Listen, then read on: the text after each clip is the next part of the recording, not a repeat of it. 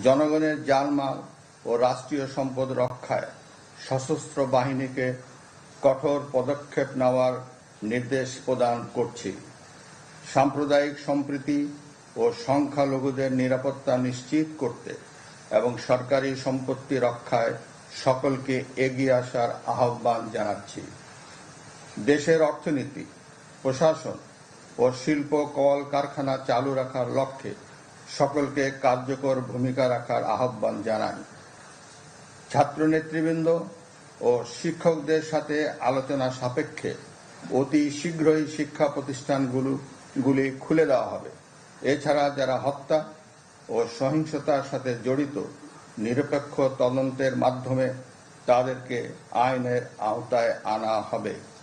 গণপ্রজাতন্ত্রী বাংলাদেশের সংবিধান অনুযায়ী অনতিবিলম্বে বর্তমান